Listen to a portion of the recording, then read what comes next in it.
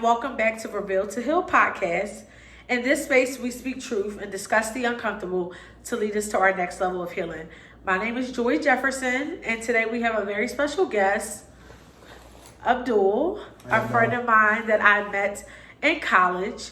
Today, we will be talking about four main things. One, we will be sharing our stories, our mental health journeys while in college.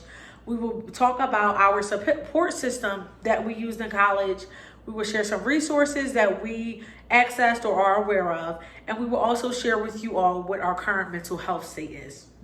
So we're just going to jump right into it. So I'll let you start with sharing what was your mental health, your greatest mental health struggle in college, and what time period were you in? How was that for you? So when starting off as a freshman, I came from two different schools. I never really realized how big mental health plays a part into it. Yeah. So when as a freshman, I'm just going and going and going. I don't really it was days where I would feel I'm sad. What am I sad for? What reasons am I sad for? And I didn't know that it had a lot of pressures on me from just it was. I realized that it was just a lot of anxiety, and then looking back on it, hindsight is 2020. I was going through depression, but didn't know it. Right. I didn't know how to express it. So the later on I got in my college career, that's when I started to see and address what is this that I'm feeling? Right. What is how can I express this, and how can I do better with my anxiety, do better with depression, do better with expressing my feelings, because I feel like college taught me how to express who I am, how to express what I'm feeling and what I'm going through. Right. So do you feel like your experience was a little different because you're a black male? Yeah, most definitely. Because growing up, you don't really express how you feel. Yeah. Especially coming from Philly. Yeah, in the inner city, you don't really express oh, I feel this. You just I'm gonna say two emotions for anger and sadness. Oh, three. Wow. And happy. Yeah. So I feel once I got to a certain point, it was okay, and things started to slow down. It was all right, well, this is that. Right. That's a really good point that as a black male, especially coming from Philly and stuff, you aren't taught to express your emotions and really get things out. And you made a good point that you're only taught three main emotions. So I never thought about it from that perspective. For me, I feel just being in college, my automatic thought was that one, I'm a first gen, and going to college, I was just okay, everybody's proud of me. Everybody would say that I'm proud of you. So because of that, I often felt I could never show them when I was down. And it's okay, make sure your grades is up. When people will be asking about school and stuff, but nobody's asking how's your well-being and stuff. And I feel because you are in college, they just assume, everything good. You can't be having no problems. You in college. And that was the complete opposite. I remember in November, it was literally November 18th of 2019 was my worst, I would say worst mental health experience of my college career. And I was so many things were going positive, and I had good friends around me and stuff like that, but I just didn't feel like myself. And then I think I was just going through such a transition. I just got to a point, I just felt in a pit, and I was everything is about to be over. I can't do nothing else. And I was never the type to miss class. I always communicated with my professors. I would communicate with my boss if I couldn't make it to work. And this particular day, I didn't contact my boss. I didn't talk to a professor. I did nothing. And I just was it's over for me. And I'm not going to go into too much detail, but at that point, I was just at the point where I was I want to end my life. Yeah. And I felt I couldn't really call out to people because I didn't want to be judged, or I didn't want people to look at me crazy.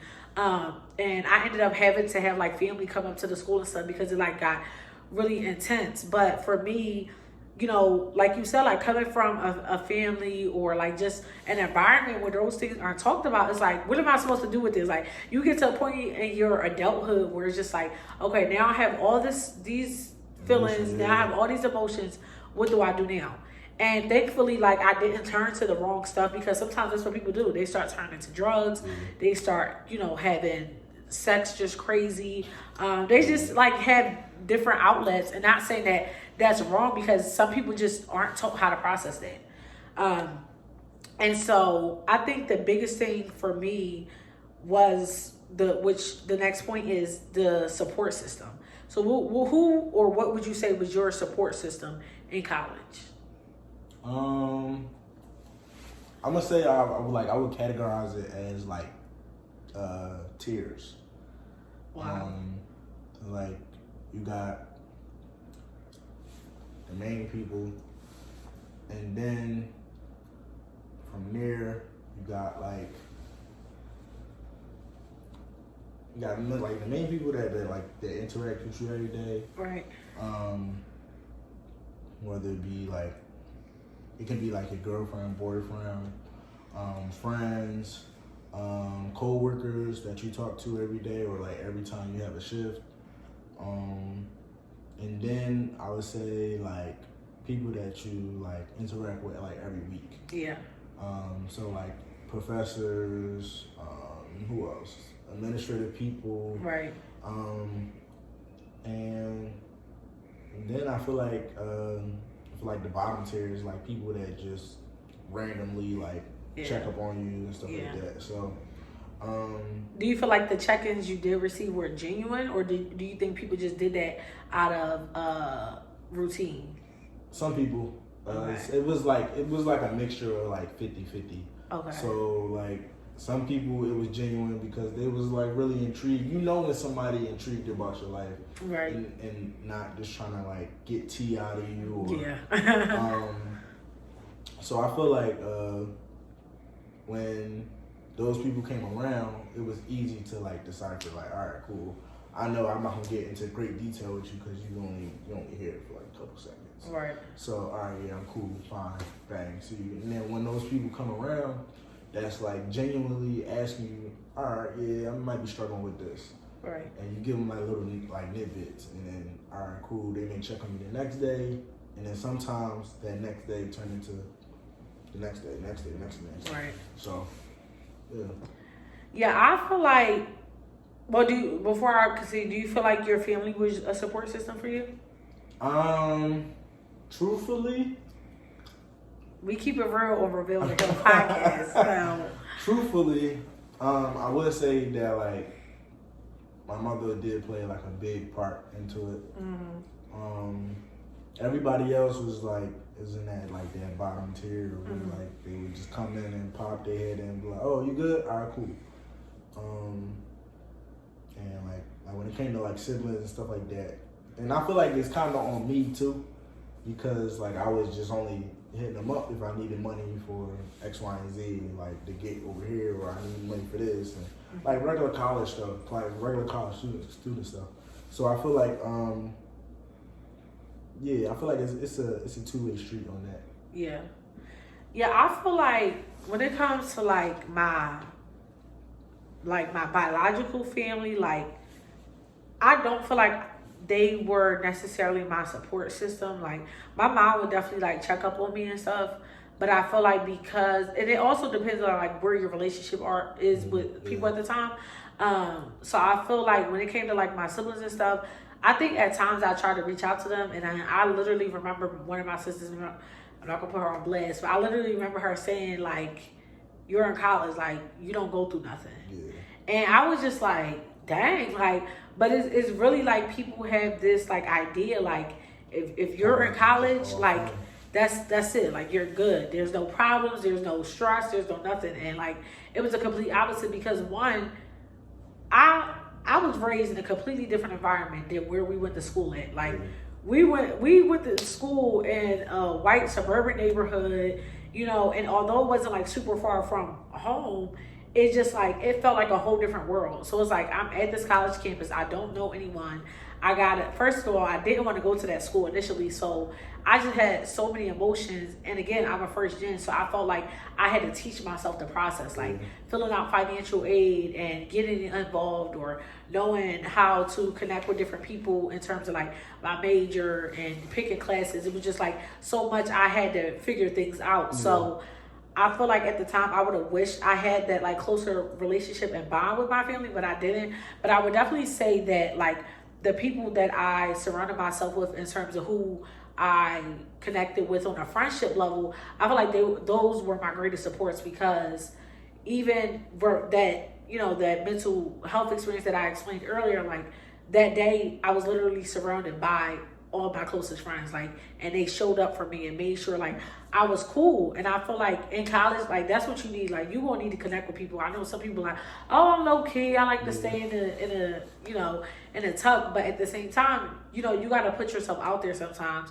And definitely like my church was probably like one of my biggest foundations, because I feel like when I felt like I was getting too far off the edge, or I needed to feel regrounded, like I could go to church, or I could call people from my church, or call my pastor, like, and get that extra spark, like, all right, I got this, I can keep going. But I would say really, it probably would be mainly my church people and my friends. And we're about to get into like sharing resources. So I would just jump in and say that there are a lot of, I feel like our generation is crazy, because I was just having a conversation with somebody today. My friend and her brother were asking, like, do you feel like mental health is talked about more in this generation compared to other generations? And I 100% feel that way. Like, and I'm grateful for that, because I feel like so many generations before us, it was like, no, you don't talk about those things, you don't address those things, you don't let nobody in your business, you don't, you know, be vulnerable and stuff. And it's like, now we like mental health. And so like the counseling, I mean, I didn't really access the counseling center like that in college. I did like once, and I wasn't feeling it, but for a lot of people, it is a great resource. And not all schools have that. So I feel like Westchester did a great job of making sure that was accessible to students. But what are like some resources you feel like people should access, or that you accessed? So I definitely accessed the wellness center. Okay. I went to the therapist on campus. And yeah, that was really like, I ain't gonna say life changing, because that's a little drastic. But but I would definitely say it was a turning point. Okay. Where it was like one time, where like we got out of the session. She made like therapy. I feel like therapy makes you like, it drain you, but it also fill you up. Yeah. So it make you look at stuff a little bit differently. Yeah. Like so, that's the main resources that I used when I was on campus.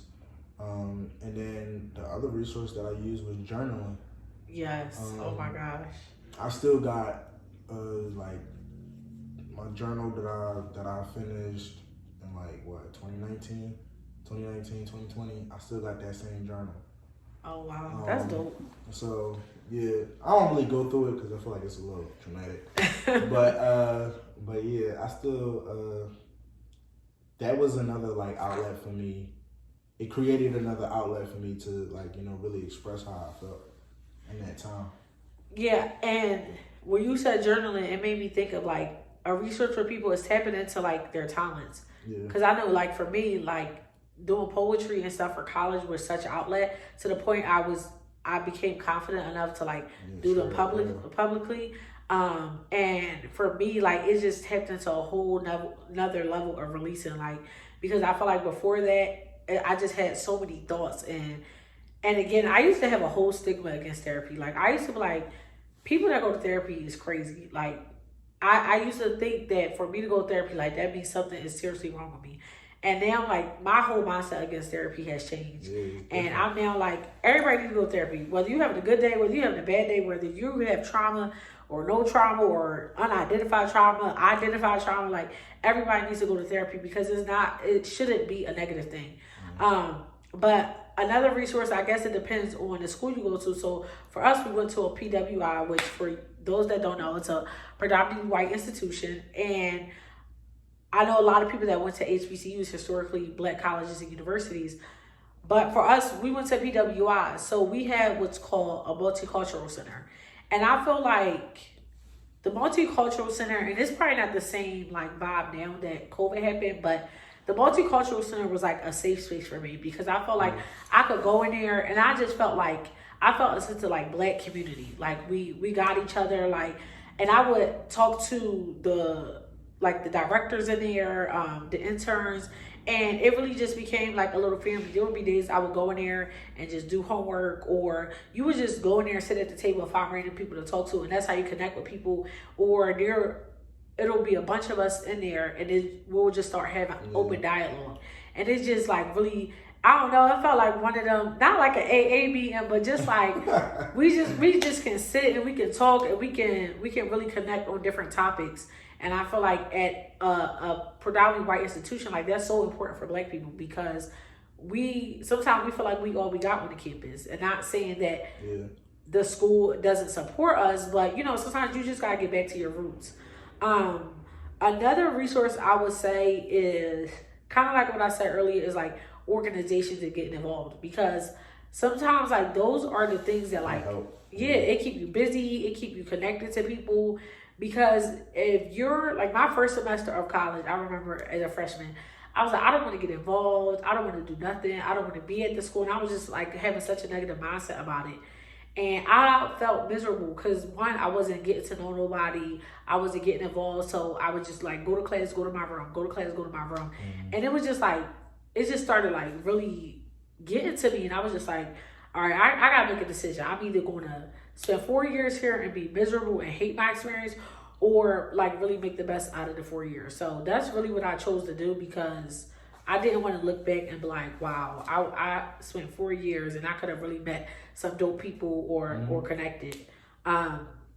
So yeah, I feel like it's mental health in college is something that's becoming more talked about because you know I've done like research on mental health with youth and college students and mental health, and a lot of people, we have this like 4-year stigma and that you're supposed to get out of college in the 4 years and meet that 4-year mark. But a lot of people aren't able to make it through those 4 years or however many years their plan is for the degree because of their mental health. Like if your mental health is not there, it's raps. Like so did you ever find yourself like just slacking in your coursework or you know not attending events and stuff because of your mental health? So yeah, most definitely. To touch back on so when I first started, when I graduated in college, when I graduated high school, graduating high school 2015, and I went to a JUCO, which is like a junior college. Okay. So I feel like that like year and a half, I guess you can say like 2 years, me being there, I had to mature. Like I didn't know how like immature I was until you go through the fire. Like right. You look back like who was that person? Yeah, no, for real. So after you go through that like maturing phase, then it was like once I got to Westchester, it was like I still took it for a joke. Like I'm like I remember my first day of classes, spring semester. I walk outside to go to my classes. I'm like, it's all these people. It's a line full of like food trucks. I'm like, bro, what? Like I don't know what I'm doing. I went into one of my first classes, and it was like a lecture class, and like Westchester is not even that big, and I remember walking in and I'm like, whoa, like just being overwhelmed. And that type of sense of like stuff, I see where like people get anxiety at when they get like in those big lecture classes. Yeah. You raise your hand and 200 eyes is on you. It's like. And like somebody, professor, because like some professors be smart. So like they'll come over to you and pick on you for like out of nowhere. And to address that, like when it came to like my mental health, yeah, it was definitely like when I got to, I'm gonna say like 2019, I was failing on a lot of classes. It was that work wasn't like working. Yeah. like I'm doing X amount of hours and I'm only getting this back. I'm like, bro, how am I supposed to even just pay my phone bill? Right. And it was a lot, and it was a lot that I had to figure out, and I felt like I didn't have no like where to run to, and I feel like that's where the pressure started to mount at. And like you hear like, cause you touched on this too, like you hear, oh, we're so proud of you, this, that, and the third, we're happy for you. I see you in college doing your thing, and it's like, you know, that starts to ring in your head, like, bro, if I give up, like, how everybody gonna think of me? Like, right. Yeah. It's like people counting on you. Like, yeah, you would think you like getting drafted for the NFL. Yeah. Like, you carrying everybody on your back. Like, are you a first gen? No, but like, yeah, no. But no, it's still like, I think just being black, period, like it's like an expectation for you. Yeah. Like you gotta do something, you gotta make something, especially like you hold yourself to that expectation. Like, I don't want to be like, you know, the environment I come from. And I just think that college is really, it can get scary. Like, it can really get scary. And you had said something earlier, like you said you have to take accountability, and you know, you played a part in it too. So that's something that I feel like definitely is important, because sometimes people don't know when we're going through something.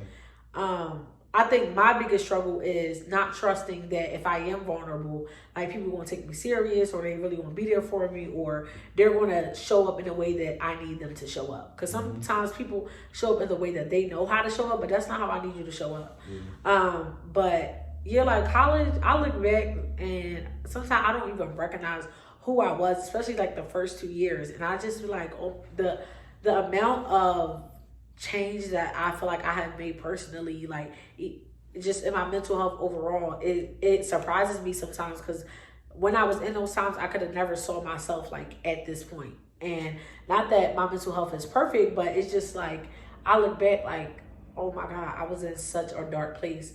So I feel like I just be wanting people that's currently like in school or have gone through school to really be able to have like people to relate to, and spaces to relate to, because sometimes we think we the only one who's going through stuff. Like, and that's a lot of times why I be keeping things to myself, because I just like, people gonna judge me if I say this, or I probably sound crazy saying this. But moving on to the next focus point is, what is your like current mental health state, and how, whatever your current mental health state is, like how do you feel like you got to that point or this point? My current mental state is what's the actually real, I'm blessed. Like for real, like elite, like I like what else, what other words I can say? 10 out of 10. Yeah, like I ain't really, I'm not, like I know how to handle like those type of stresses now. Like I really feel like a lot of my stresses was like financial stresses. Yeah. And once I was like blessed to like come out of college, first job offer, well, not my first one, but like 1.5. I'm gonna say like my third offer out of college was like a really, really, really good job. So like to come out of college and make the money that I'm making is like really good. So like that really like played a part into it. And then to deal with like the other stresses, I really give credit to God, to be honest. Yeah. because without him, I wouldn't be here. Mm-hmm. So I feel like that's who that's who I give credit to. Okay. My current mental health state. To be completely honest, I would say it's okay. I wouldn't say it's not bad, it's not terrible, but it's not great. And it's not great because I put a lot of pressure on myself. Like, I'm very hard on myself. Like, sometimes I wake up and I feel like I'm a pump. I really do. Like, I am in school. Like, I'm in my last semester of grad school. I'm about to graduate in May. I am, like, preparing to take my state license exam to become licensed for my major. I work a job full time. I'm, like, traveling between Philadelphia and Georgia. I have family to tend to. I go to church. Like, I have a social life.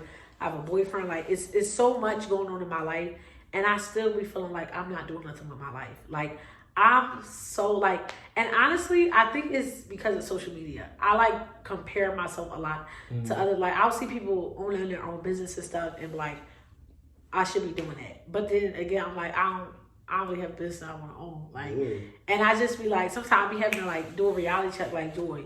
Because it won't be till other people tell me, like, oh, I'm so proud of you, or, like, you're doing such a good job. And sometimes I do get that reality check when I, like, think about where I've come from. Like, when I think about where I've come from, family-wise, background-wise, and all that, like, that's when I feel proud of myself. Like, wow, I really made it through a lot, and I'm still, like, doing a lot for myself and for my future. So I think lately, I would say within the past couple months, I've struggled with anxiety to, like, and that's something that I never really struggled with. And started a few months ago, like, I struggle with anxiety to the point it makes me, like, physically sick. And I'll get, like, nauseous. I start getting chest pains, or my chest start beating real fast. I feel like I get dizzy. I can't stand. It'll get so bad. And sometimes it's like I'm not even, like, worried about nothing. And sometimes it's like I'm overthinking everything.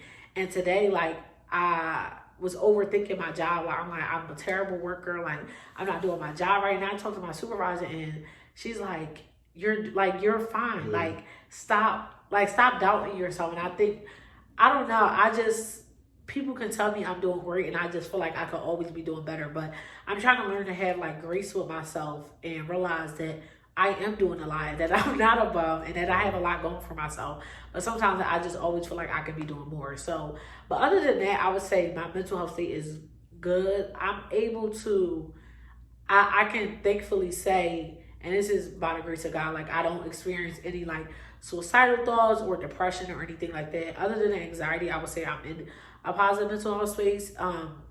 And something that I'm really practicing is not allowing other people's opinions about me, my life, my decisions, or, like, people's behavior, like, affecting me. Like, anyone that's negative or anything like that, like, I don't deal with it. I don't welcome it. I don't allow it. And I'm placing boundaries in my life where I'm just like, if it's not positive, I don't have time for it. I don't have the space for it. So I would really say, and I used to go to therapy, and I was in therapy for like a year and a half. And then when I had moved to Georgia, I had to stop going because I moved to Georgia. And last week I actually started with a new therapist. And at first I was a little apprehensive about going because I don't like to start over with a therapist because that's annoying. But when I walked in, like, I didn't even know she was a Black therapist. And I walked in and she was Black. And I was like, okay, we got a sister. And just talking to her, like, and that day I was going through so much. So, like, it was perfect timing. But just talking to her, she gave me, like, a motherly / like auntie vibe, but also, like, down to earth. And it made me, like, super excited. I have another appointment tomorrow, and I'm, like, so excited to go. And it was just, like, refreshing for me to have that safe space. Because I do have people in my life that I can talk to and go to. But sometimes you just need that, like, unbiased, like, somebody that don't know you from can to pay. And you could just, like, let everything out. And that's what it was for me. So I'm going to continue to go through that. But I would say I'm in an okay space. But that's really, I would contribute that to therapy and God and even the support system I have. But yeah, so before we end, guys, wait, do you have any final comments? Yeah, definitely like so like in college like and stuff like that. Definitely network.